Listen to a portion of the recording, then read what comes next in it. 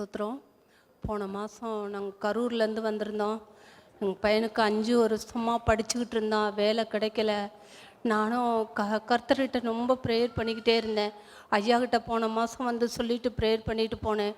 ஏசப்பா என் பிள்ளைக்கு வேலை கொடுக்கணும். ஒவ்வொரு நாளும் அழுது நான் கேட்டேன். எனக்கு என் பிள்ளைங்க 2 பேர்த்துக்குமே ஐடியில் வேலை கிடச்சிருச்சு. 2 பேர்த்துக்குமே 5 வருஷமாக நான் ரொம்ப வேதனைப்பட்டு இருந்தேன். இந்த வேலை கிடைக்கிறதுக்காக என் தங்கச்சி வீட்டில் வந்து நாங்கள் இருந்து இந்த ஜபத்துக்கு கூட்டிக்கிட்டு வந்திருந்தாங்க. ஐயாவோட ப்ரேயருக்கு போனான். ஐயா சொன்னார், உனக்கு கண்டிப்பாக வேலை கிடைக்கும்னு சொன்னார். ஐயா சொன்ன வார்த்தையின்படியே ஆண்டவர் எனக்கு என் பையனுங்களுக்கு வேலை கிடைச்சி. அல்லேலூயா. கர்த்தருடைய பரிசுநாமத்துக்கு ஸ்தோத்திரம். எனக்கு திருமணமாக 3 years ஆகிடுச்சு. எனக்கு குழந்தையே இல்லை. எங்கள் அக்காவும் அம்மாவும் கொட்டிவாக்க ப்ரேயரில் வந்து எனக்காக குழந்தைக்காக ப்ரேயர் பண்ணாங்க. அப்போது அங்கே இருக்கிற பிரதர் சொன்னாங்க, இந்த மாதமே அவள் கன்சீவ் ஆவா அப்படின்னு சொல்லிட்டு. அதே மாதிரி அதே மந்தில் மங்கள வார்த்தையில் ஆண்டவர் ஐயா மூலயமா என்னோட பேசினார். பரலோகத்தின் திரவியத்தினால உன்னை நிரப்புறேன்னு சொல்லிட்டு ஆண்டவர் எனக்கு ஏசப்பா எனக்கு அதே மாதமே நான் கன்சீவ் ஆனேன். எனக்கு அழகான ஆண்டவர் ஒரு பெண் குழந்தையை கொடுத்தாரு. அதுக்காக ஆண்டவருக்கு நன்றி. ஜெபிச்ச ஐயாவுக்கும் இங்கே வந்து சாட்சி சொல்லும்படி கிருபை கொடுத்த தேவனுக்கும் கொடான கோடி ஸ்தோத்திரம். அல்லேலூயா.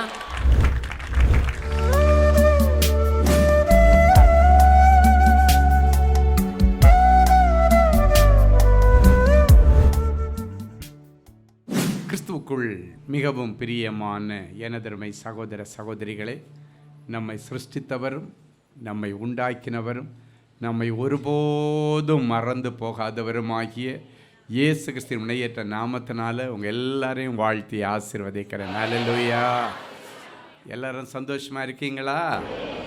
இந்த நாளிலும் ஆண்டவருடைய பாதப்படியில் அமர்ந்து, ஆண்டவரே என் பிள்ளைகளுக்கு என்ன மங்கள வார்த்தை சொல்ல விரும்புகிறேன், என்ன வார்த்தை சொல்லி என் பிள்ளைகளை ஆசீர்வதிப்பது தேவனுடைய திட்டமாயிருக்கிறது. தேவ சமூகத்திலே ஜெபத்திலே தரித்திருந்த பொழுது நம்மை ஆசீர்வதிக்க ஆண்டவர் கொடுத்த மங்கள வார்த்தை ஏசாயா தீர்க்கதரிசியின் புஸ்தகம் 54ஆம் அதிகாரம் 10வது வசனம் இப்படியாய் சொல்லுகிறது. எடுத்து வாசிப்போமா? மலைகள் விலகினாலும் பர்வதங்கள் நிலை பெயர்ந்தாலும் என் கிருபை உன்னை விட்டு விலகாமலும் என் சமாதானத்தின் உடன்படிக்கை நிலை பெயராமலும் இருக்கும் என்று உன்மேல் மனதுருகுகிற கர்த்தர் சொல்லுகிறார். சில இடங்களில் சமாதானம் பறிப்போகிறது எப்படின்னா, அநியாயமான காரியங்களை செய்யும் பொழுது சமாதானம் பறிக்கப்படுகிறது. நியாயமான காரியங்களை செய்யும் பொழுது சமாதானம் அவனுக்குள்ளால நிற்கும். அவன் யாரை கண்டு பயப்பட வேண்டிய அவசியம் இல்லை. ஏன்னா அவனுடைய ஹேண்ட்ஸ் க்ளீன் ஹேண்ட்ஸ்ன்னு சொல்லுவாங்க. என்னுடைய கரங்கள் கரைப்படியாத கரங்கள், க்ளீன் ஹேண்ட்ஸ். நான் யாரை கண்டும் பயப்பட வேண்டிய அவசியம் இல்லை. ஏன்னா நான் எல்லா காரியத்திலும் உண்மையாக இருக்கிறேன், உத்தமமாய் நடக்கிறேன் அப்படின்றவன் யார் அவனை பற்றி சொன்னாலும் அவன் அதை பற்றி கவலைப்பட மாட்டான். ஏன்னா ஆண்டவருக்கு முன்பாக அவனுடைய நடக்கைகள் உண்மை உள்ளது. அதான் இந்த வசனம் சொல்லுகிறது, அவனுடைய நடைகளில் நியாயம். ஒரு முறை ஒரு வாலிப மகளை அவங்க அம்மா கூப்பிட்டு வந்தாங்க. கூப்பிட்டு வந்து சொன்னாங்க, சர்ச்சில் நல்ல இசைக்கருவிகள் எல்லாம் வாசிக்கிறவன் நல்ல பையன், எங்கள் கண்ணு முன்னால் பார்த்து பார்த்து வளர்ந்த பையன், அவங்க ஃபேமிலி எல்லாம் நல்லாவே எங்களுக்கு தெரியும், நல்ல குடும்பம். பொண்ணு கேட்குறாங்க, இவ வேண்டான்னு சொல்கிறா. இப்படி ஒரு சான்ஸு கிடைக்கவே கிடைக்காது. அவன் ஆவிக்குரிய அனுபவம் உள்ளவன், நல்ல கை நிறைய சம்பாதிக்கிறவன், அவங்க ஃபேமிலி நல்ல நேமும் எல்லாம் இருக்குது. கண்ணுக்கு தெரிஞ்சு நாங்கள் பார்க்குறோம். அந்த தம்பியை சின்ன வயசுலேருந்தே நாங்கள் பார்த்துட்டு இருக்கிறோம். இவன் சின்ன வயசுலேருந்து வளர்ந்து வரா மாதிரி அவனை சின்ன வயசுலேருந்தே நாங்கள் பார்க்குறோம். நல்ல பையன், நல்லா படித்து குணமான ஒரு பிள்ளை, ஆண்டவருக்கு பிரயோஜனமான பிள்ளை, அதே நேரத்தில் நல்ல கை நிறைய சம்பாதிக்கிற நல்ல ஒரு கம்பெனியில் சாஃப்ட்வேரில் வேலை செய்கிறான், எல்லாம் செய்கிறான். ஆனால் இப்படி ஒரு வாய்ப்பு கிடைக்கவே கிடைக்காத அவங்களா வந்து பொண்ணு கேட்குறாங்க. இந்த பொண்ணு ஒத்துக்கவே மாட்டேங்குது. எப்படியாவது இவளை கன்வின்ஸ் பண்ணி நீ ஒத்துக்க வச்சுக்கணும்னு சொல்லி கூப்பிட்டு வந்தாங்க.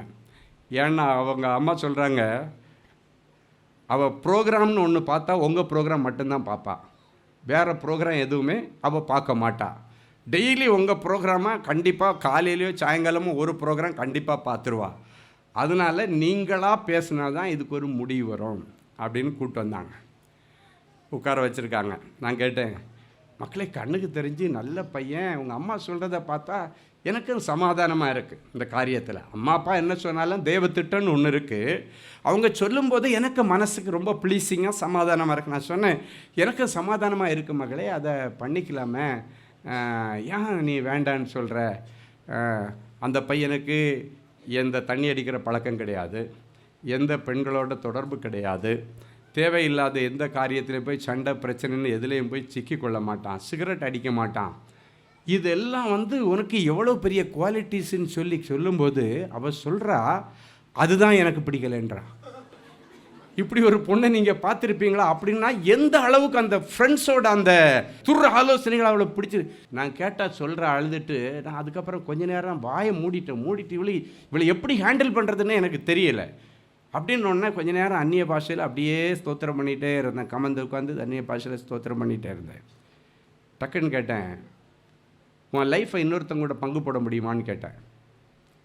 உனக்கு வரப்போகிற புருஷன் இன்னொருத்தியோட கூட தொடர்பாக இருக்கிறத உன்னால் சகிக்க முடியும்? அது எப்படி சகிக்க முடியும்? அது வேறு பர்சனல், அது வேறு, தண்ணி அடிக்கிறது வேறு, இது வேறு, அது வேறு, இது வேறு. நான் சொன்னேன், ஒருத்தன் தண்ணி அடிக்கிறான், சிகரெட் அடிக்கிறான் அப்படின்னாலே பிசாசு அடுத்து அவனை கொண்டு அதில் தான் புக்கும். இந்த பாவம் அங்கே போய் தான் முடியும். அடுத்து கேட்டேன், இதில் தான் அவள் ரொம்ப ஷாக் ஆகிட்டா. உன் புருஷனுக்கு கூட எத்தனை வருஷம் நீ வாழணும்னு நினைக்கிற? தீர்க்காயுசோடு வாழணுமா, இல்லை அற்பாயுசாக வாழ்ந்துட்டு அவர் போயிட்டாரும் பரவாயில்லையா, இல்லைன்னா அவருக்கு ஏதாவது உயிருக்கு ஆபத்து வந்தால் பரவாயில்லையா அப்படின்னு கேட்டேன். அதெல்லாம் இல்லை, நான் என் புருஷன் கூட பிள்ளைகளை பெற்று தீர்க்க சுமங்கலியாக நான் இருக்கணும் அப்படின்னா. அப்போ நான் சொன்னேன், விஷம் குடிக்கிறவன் ஒரே நாளில் விஷத்தை கொடுத்து சாவுறான். ஆனால் அந்த தண்ணி அடிக்கிறவன், சிகரெட் அடிக்கிறவன் எல்லாமே இன்ஸ்டால்மெண்ட்டில் சூசைட் பண்ணிகிட்டு இருக்கிறான். ஒரு சூசைடு ஸ்பிரிட் உள்ள ஒருத்தன் தான் உனக்கு வேணும்னு நீ நினைக்கிற. என்ன மகளே இது அப்படின்னு அவளுக்கு தலையெல்லாம் சுத்திருச்சு. இந்த 2 கேள்வி தான். மதுபானத்தை குடிச்சு லிவர் அழுகி போச்சுன்னா சீக்கிரம் செத்து போயிடுவான்.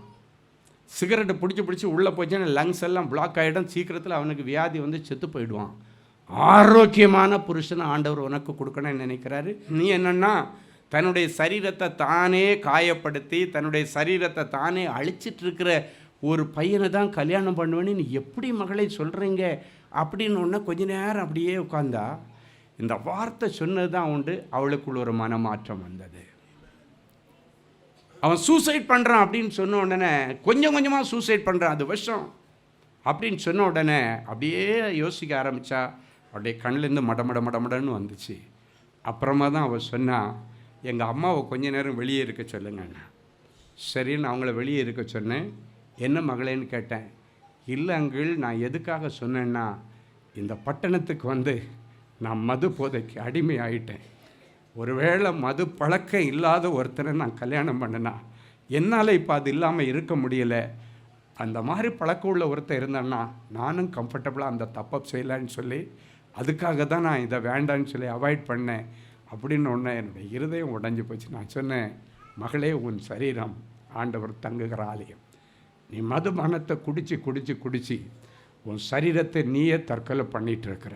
இப்போ கூட ஒன்றும் கெட்டு போகலை. ஆண்டவரே எனக்கு உதவி செய்யும். நான் தெரியாமல் பண்ணிட்டேன். நண்பர் கூட போய் விளையாட்டு மாதிரி தொடங்கி அது இன்றைக்கி எனக்கு அடிக்ஷனாக போய் நிற்குது. என்னால் அந்த பழக்கம் இல்லாமல் என்னால் இருக்க முடியல. ஆண்டவரே, இன்றைக்கி என்னை மன்னிச்சு நீங்கள் ஏற்றுங்க ஆண்டவரேன்னு ஒரு வார்த்தை சொல்லி ஜெபம் பண்ணுவோம் அப்படின்னு சொல்லிட்டு ஜெபம் பண்ண சொன்னேன். நான் ஜெபம் பண்ணும்போது அவள் நின்றுட்டு தான் இருந்தா.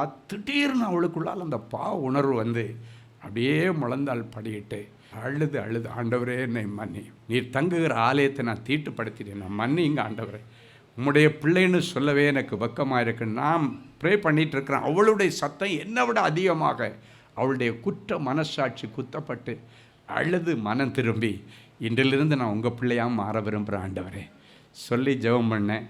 அம்மாவை கூப்பிடுங்க, இந்த பையனுக்கு கல்யாணத்துக்கு ஓகே பண்ண சொல்லுங்கள். நான் அக்ரீடுன்னா. ஹல்லேலூயா. என் அன்பு தேவனுடைய பிள்ளைகளே, சில நேரங்களில் நம்ம ஒரு பாவத்தில் இருக்கும்போது அப்படிப்பட்ட நபர்களே நமக்கு வேணும்னு யோசிக்கிற அளவுக்கு ஒரு படித்த பிள்ளையுடைய இருதயத்தை குருடாக்குகிறது பிசாசானவன். நம்ம என்ன விபரீதமான முடிவு எடுக்கிறன்றது கூட தெரியாத அளவுக்கு இன்றைக்கி உலகம் அப்படி தான் போயிட்டுருக்கு. ஆண்டவரிடத்தில் ஒப்பு கொடுத்தா இன்றைக்கி ஆண்டோடைய பெரிய கிருபையினால் அழகாக அவருடைய வாழ்க்கையை ஆண்டவர் அமைத்து கொடுத்தார். ஹல்லேலூயா. மலைகள் விலகினாலும் பர்வதங்கள் நிலை பெயர்ந்தாலும் என் கிருபை உங்களை விட்டு விலகாமலும் என் சமாதானத்தின் உடன்படிக்கை இனி நிலை பெயராமலும் இருக்கும் என்று உங்கள் மேல் மனதுருகுகிற கர்த்தர் சொல்லுகிறார். சொன்னபடி செய்வார். சரி, என்னென்ன காரியத்தில் சமாதானத்தை இன்னைக்கு ஆண்டவர் உங்களுக்கு கொடுத்து உங்களை ஆஸ்வதிக்க போகிறார்? முதல்ல ஒரு மனுஷனுக்கு சமாதானம் கிடைக்க வேண்டியது குடும்பத்துக்கு உள்ள சமாதானம் இருந்தால் தான் வெளியே போகிற இடத்துல அந்த சமாதானத்தை அவன் கொண்டு போய் மற்றவங்க மத்தியில் பகிர்ந்து கொள்ள முடியும்.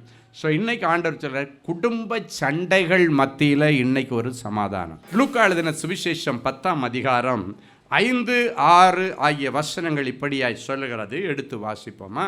ஒரு வீட்டில் பிரவேசிக்கிற போது இந்த வீட்டிற்கு சமாதானம் உண்டாவதாக என்று முதலாவது சொல்லுங்கள். சமாதான பாத்திரன் அங்கே இருந்தால் நீங்கள் கூறின சமாதானம் அவரிடத்தில் தங்கும், இல்லாதிருந்தால் அது உங்களிடத்திற்கு திரும்பி வரும். ஒரு வீட்டில் பிரவேசிக்கிற போது இந்த வீட்டிற்கு சமாதானம் உண்டாவதாக என்று முதலாவது சொல்லுங்கள் என்று தன்னுடைய சீடர்களுக்கு கற்பித்து கொடுக்கிறார். ஏன் வீட்டுக்கு போன உடனே இந்த வீட்டுக்கு சமாதானம் உண்டாவது என்று சொல்லுகிறாருன்னா, இந்த குடும்ப சமாதானம் தான் அதன் பிறகு ஆண்டவரோடு உள்ள ஐக்கியத்துக்கு கூட ஒரு பேஸ்மெண்டாக இருக்கும். ஒரு குடும்பத்தில் சமாதானம் குலைஞ்சதுன்னா முதல்ல குலைகிறது நைட்டுள்ள குடும்ப ப்ரேயர் தான். சமாதானம் பாதிக்கப்பட்டு சண்டை வந்துச்சுன்னா என்ன பண்ணுவாங்க? ஹஸ்பண்ட் ஒரு சைடில் கோவிச்சிட்டு போய் படுத்துக்கு வராரு, மனைவி ஒரு பக்கத்தில் படுத்துருவாங்க, பிள்ளைங்க போய் படுத்துருவாங்க. நல்லா சுட சுட ஆக்கி வச்ச சிக்கன் இருக்கும், மட்டன் இருக்கும், கோழி குருமா இருக்கும், பாயா இருக்கும், எல்லாம் இருக்கும், மீன் வறுவல் இருக்கும். ஆனால் கடைசி அது சும்மா அந்த டைனிங் டேபிளில் இருந்து அது கெட்டு போகும். யாரும் சாப்பிட மாட்டாங்க, ஆளுக்கு ஒரு மூலையில் படுத்துருவாங்க. அடுத்து ஜெபம் கட் ஆகிடும். அதனால் ஆண்டவர் சொல்கிறாரு, குடும்ப சமாதானம் ரொம்ப முக்கியம். வீடு அப்படின்றது பில்டிங்கை குறிக்கிறது அல்ல. வீடுனாலே குடும்பம்னு அர்த்தம். ஒரு வீட்டுக்குள்ளே போன உடனே அந்த வீட்டுக்கு சமாதானம் உண்டாக கடவது என்று நீங்கள் வாழ்த்துங்கள் என்று ஆண்டவர் சொல்லியிருக்கிறார். ஏன் அப்படி சொல்லியிருக்காருன்னா, அந்த வீட்டுக்குள்ளால சமாதான கேடோடு கூட கணவனோ மனைவியோ பிள்ளைகளோ இருந்தாங்கன்னாலோ அதன் பிறகு அவர்களுக்கு அந்த சமாதானத்தை கொடுக்கணும்னு ஆண்டவர் விரும்புகிறார். இந்த வசனத்தில் சொல்கிறாரு, சமாதானத்தின் தேவன் அங்கே இருந்தால் அது அவங்களுக்கு போய் சேரும், இல்லைன்னா அது ரிவர்ஸ் ஆகிடும். அப்போ நல்லா கவனிங்க, ஊழியர்கள் உங்களுக்கு சமாதானம் சொல்லும்போது கூட அந்த சமாதானம் உங்களுக்கு வந்து தங்கணுன்னா அதற்கு ஏற்றபடி உங்களுடைய குடும்பம் இருக்கணுன்றதை ஆண்டவர் தெளிவாக இதிலிருந்து சொல்லுகிறார். அப்போ இன்றைக்கி நிறைய குடும்பங்களில் கணவன் மனைவிக்குள்ளால் சண்டை, சில இடங்களில் பிள்ளைகளுக்கும் பெற்றோருக்கும் சண்டை, சில இடத்துல மாமியாருக்கும் மருமகளுக்கும் சண்டை. இப்படி பார்த்திங்கன்னா குடும்பத்தில் நிறைய கோல்டு வார் ஓடிட்டுருக்கு. கோல்டு வார்னால் தெரியுமா? வெளியே தெரியாமல் உள்ளுக்குள்ளேயே இருக்கும். வாரை விட ரொம்ப மோசமானது கோல்டு வார். வாராவது 4 நாள் அடிச்சுட்டு அது ஓஞ்சிரும். அந்த கோல்டு வார் அது பாட்டுகளுக்கும் வருஷ கணக்காக. இன்றைக்கும் நிறைய குடும்பத்தில் புருஷன் மனைவி ஒரே வீட்டில் இருந்துட்டு தனித்தனி அறையில் இருக்கிறவங்க நிறைய பேர் இருக்கிறாங்க. ஒரே வீட்டில் இருந்துட்டு மனைவி சமைக்கிறத சாப்பிடாமல் இருக்கிற புருஷன் இருக்கிறார். ஏன்னா இது வார் அல்ல, கோல்டு வார். வாரன்னா 2 நாள் சண்டை போடுவாங்க, 3ஆவது நாள் சரியாயிடுவாங்க. இந்த கோல்டு வார் ரொம்ப மோசமானது, பனிப்போர் அப்படின்னு சொல்லுவாங்க. இன்றைக்கி ஆண்டவருடைய சமூகத்தில் நின்று ஆவியானவர் உங்களோடு கூட பேசுகிறார். முதல்ல குடும்பத்தில் சண்டை காரணம் என்ன தெரியுமா? விட்டு கொடுக்கிற தன்மை இல்லை. நீ பெரியவளா நான் பெரியவளா, அதுக்கு பேர் ஈகோ அப்படின்னு சொல்லப்பட்டிருக்கு. இந்த ஈகோ இயேசு கிறிஸ்துடைய ஊழிய காலங்களிலே ஆரம்பிச்சிருச்சு. இயேசு கிறிஸ்து ஊழிய காலங்களில் ஈகோ இருந்ததா? பைபிளில் ஒரு சம்பவம் சொல்லப்பட்டிருக்கு, எடுத்து வாசிங்க. மார்க் எழுதின சுவிசேஷம் 9ஆம் அதிகாரம் 33, 34 இப்படியாய் சொல்லுகிறது. அவர் கப்பர்நகூமுக்கு வந்து வீட்டிலே இருக்கும்போது அவர்களை நோக்கி நீங்கள் வழியிலே எதை குறித்து உங்களுக்குள்ளே தர்க்கம் பண்ணினீர்கள் என்று கேட்டார். அதற்கு அவர்கள் பேசாமல் இருந்தார்கள். ஏனெனில் அவர்கள் தங்களுக்குள் எவன் பெரியவன் என்று வழியில் தர்க்கம் பண்ணினார்கள். இயேசுவோடு கூட 12 சீடர்கள் இருக்கிறாங்க. இயேசு நன்மை செய்கிறவராய் சுற்றி திரிகிறத கூடவே இருந்து பார்க்குறாங்க. தாழ்மையின் சிகரம்ன்றதை பார்க்குறாங்க, தாழ்மையின் உச்சக்கட்டன்றதை பார்க்குறாங்க. ஏழை எளிய ஜனங்களை அவர் மதித்து, அவர் பெரிய தேவகுமாரனாக இருந்தாலும் தரை மட்டும் தன்னை தாழ்த்தி நடக்கிறதை எல்லாம் கூட இருந்து பார்த்துக்கிறாங்க. தலைவர் இப்படி இருக்கிறத பார்த்தும் கூட இவங்களுக்குள்ளால ஒரு ஈகோ ஓடிட்டுருக்கு. யார்? இந்த 12 பேருக்கு இடையில. நல்லா கவனிங்க. ஒரு நாள் இவங்க ஒரு இடத்துல இருந்து ஊழியம் முடித்து இவங்க கப்பர்நகூமில் ஒரு வீட்டில் போய் அவங்க போய் ரீச் ஆகணும். இதுதான் ப்ரோக்ராம். இயேசுநாதர் முன்னாடி நடந்து போகிறார். இவங்க 12 பேருக்குள்ளால யார் பெரியவன்னு தர்க்கம், ஆர்கியூமெண்ட்டு.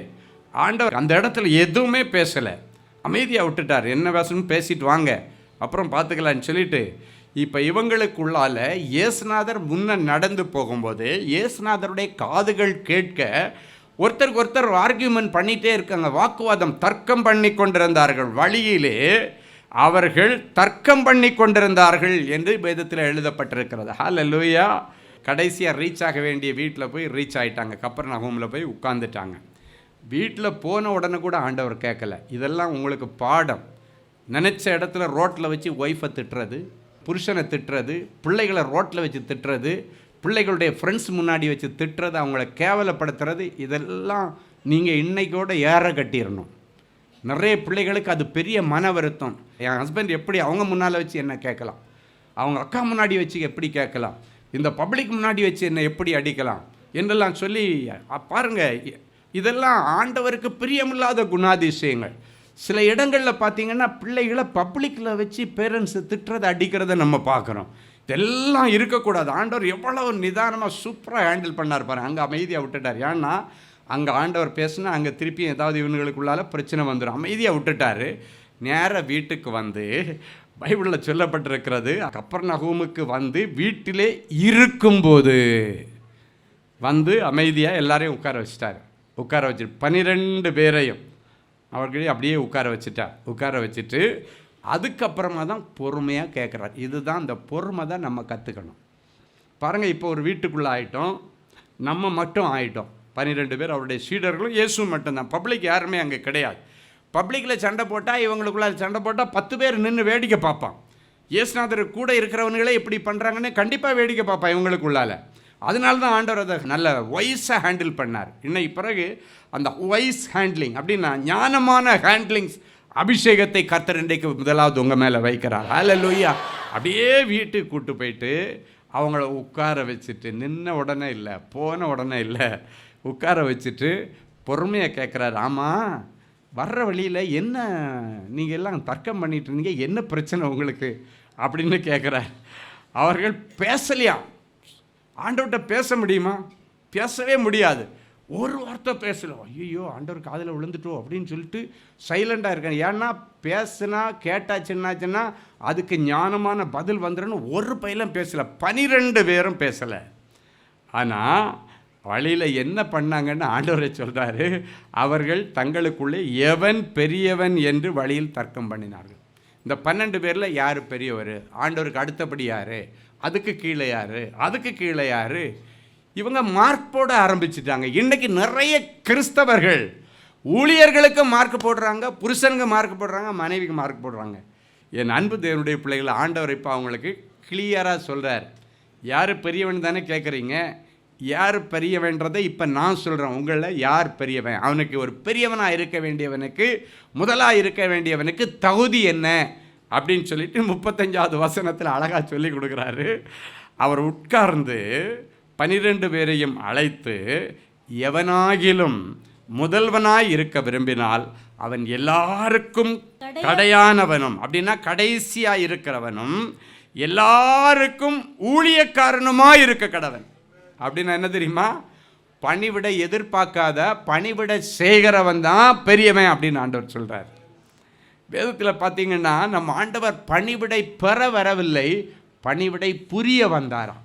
இன்றைக்கெல்லாம் கொஞ்சம் பெரிய ஆளான போகணும், அவங்கள பிடிக்கிறதுக்கு 10 பேர் வேணும், 50 பேர் வேணும். அவங்க வரும்போது அவங்களுக்கு முன்னால் இந்த சைடில் 5 பேர், இங்கே சைடில் 5 பேர், 10 பேர், அவங்கள பிடிக்கவே முடியாது. ஆமாம், பெரிய அதுக்கப்புறம் அவங்க வேல்டலி ஸ்டைலில் ஆகிடுவாங்க. மினிஸ்டருங்க போடுற மாதிரி காட்ஸ் மினிஸ்டர் ஒரு நாள் அப்படி ஆகிடக்கூடாது. ஹல்லேலூயா. நம்ம பாட்டு சிம்பிளாக வரணும், நம்ம பாட்டுக்கு என்ன ஊழியமோ முடிச்சுக்கிட்டு போயிட்டே இருக்கணும். அதுதான் ஆண்டவர் கற்றுக் கொடுக்குறது. ஆமேன். ஊழியக்காரனுக்கு புரோட்டோக்கால் என்ன தெரியுமா? தாழ்மை. ஹல்லேலூயா. உனக்கு தேவதூதர்கள் தான் சேனையாக போவாங்க, ஆண்டவர் தான் உனக்கு முன்ன போவார். ஆமேன். ஆண்டவர் சொல்கிறாரு, யார் பெரியவன் தானே சொல்கிறீங்க, இப்போ நீங்களே டிசைட் பண்ணீங்க யாருன்னு. யார் பெரியவனா முதல்வனா இருக்கணும்னு விரும்புகிறானோ அவன் கடை நிலையில் இருக்கணும், அவன் தான் கடைசியாக இருக்கணும். அது மட்டும் இல்லை, அவன் தான் ஊழியக்காரனாக இருக்கணும். ஊழியக்காரனா பணிவிடை செய்கிறவன். பணிவிடை செய்கிறவன் தான் என்னுடைய பார்வையில் முதல்வன். அல்லேலூயா. அழகான ஒரு பாடத்தை கற்றுக் கொடுத்தாரு. இன்னைக்கு ஆண்டவர் சொல்கிறாரு, நீங்கள் பணிவிடை பெறுகிறவர்களாக அல்ல, பணிவிடை புரிகிறவர்களாக இருக்கணும். அதுதான் ஆண்டவருக்கு பிரியம். அல்லேலூயா. மலைகள் விலகினாலும் பர்வதங்கள் நிலை பெயர்ந்தாலும் என் கிருபை உன்னை விட்டு விலகாமல் என் சமாதானத்தின் உடன்படிக்கை நிலை பெயராமலும் இருக்கும் என்று என் பிள்ளைகளுக்கு உடன்படிக்கை பண்ணி கொடுத்த தேவனே, இதை உடன்படிக்கையை கடைசி வரைக்கும் காத்துக்கொள்ள கர்த்தர் என் பிள்ளைகளுக்கு அனுக்கிரகம் பண்ண. ஆண்டவரே, என் பிள்ளைகளுக்குள் இருக்கிற இந்த சமாதானத்தை குறித்த தவறான எண்ணங்கள் மறைந்து போகட்டும்.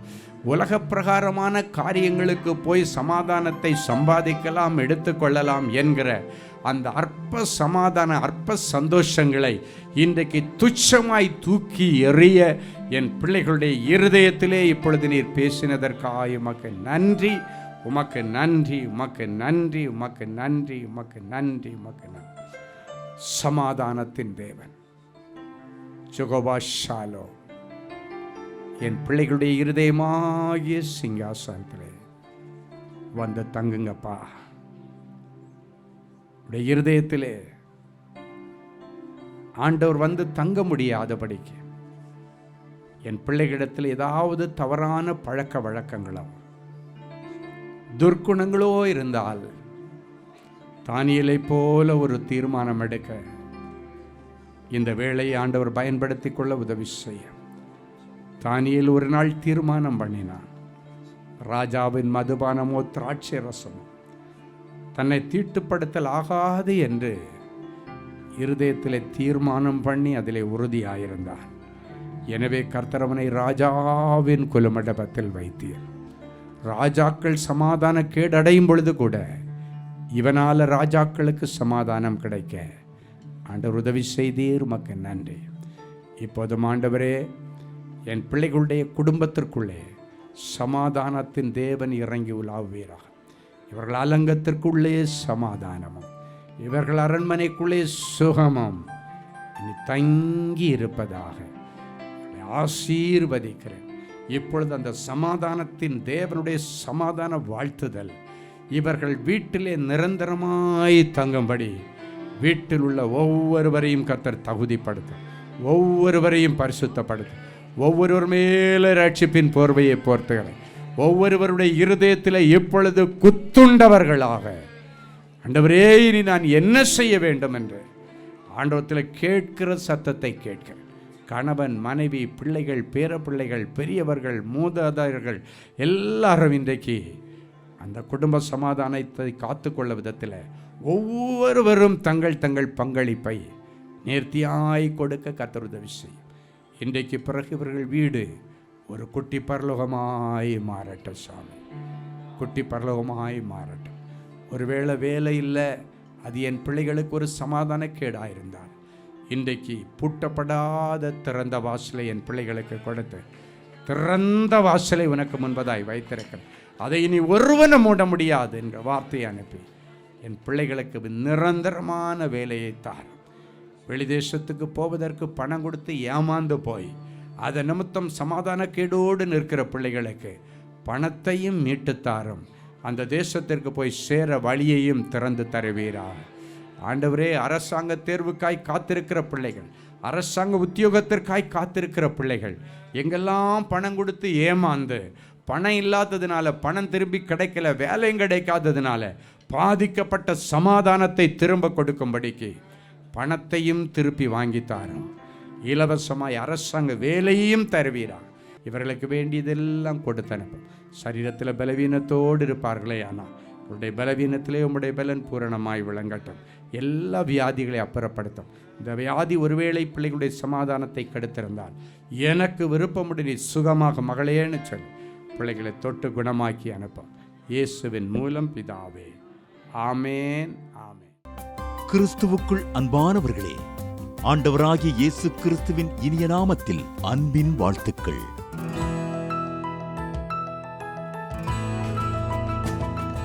எங்களுடைய மார்வெல் திருமண தகவல் மையத்தை ஆன்லைன் சேவை மூலம் உங்களுக்கு அறிமுகப்படுத்துவதில் நாங்கள் மிகுந்த மகிழ்ச்சி அடைகிறோம்.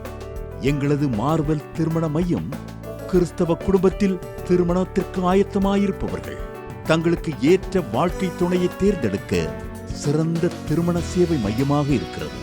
மேலும் மார்வெல் திருமண தகவல் மையத்தில் நீங்கள் பதிவு செய்வதற்கு எங்களது இணையதள முகவரி www.marvelmatrimony.com மற்றும் அலைபேசி எண் 7824855999 என்ற எண்ணிற்கு தொடர்பு கொள்ளலாம்.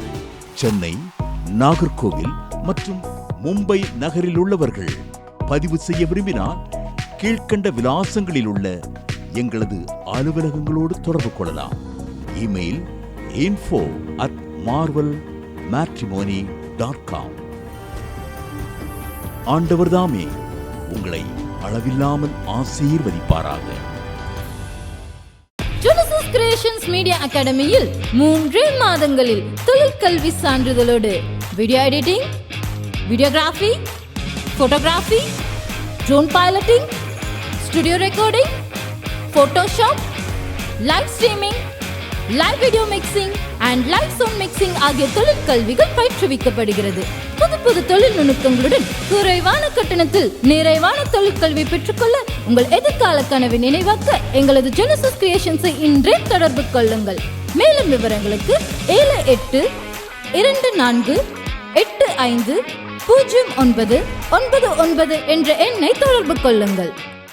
அன்பு தேவனுடைய பிள்ளைகளே, இந்நிகழ்ச்சியின் மூலம் நீங்கள் பெற்றுக்கொண்ட ஆசீர்வாதங்களை உங்கள் ஜெப விண்ணப்பங்களையும் அனுப்ப வேண்டிய முகவரி தேவனின் அன்பு ஊழியங்கள், எண் 340B/1A 3B1 Vinayak avenue, OMR road, Okkiyam, Thoraipakkam, Chennai 600097. இது இந்தியன் ஆயில் பெட்ரோல் பங்க் எதிரில் அமைந்துள்ளது மற்றும் காக்னிசன்ட் டெக்னாலஜி சொல்யூஷன்ஸ் அருகிலும் அமைந்துள்ளது. மின்னஞ்சல் prayer@godsloveministries.co.in.